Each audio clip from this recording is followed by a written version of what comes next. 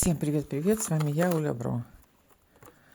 Давайте почитаем сегодня информацию для вас в первый день 2026 года. Что изменилось или что меняется в вашей жизни? Посмотрим. Какая пойдет информация. Так, трефенная дама, волнение, переживания. То есть, возможно, вы получили какую-то информацию от какой-то трефенной дамы. Вас охватывает волнение, уныние.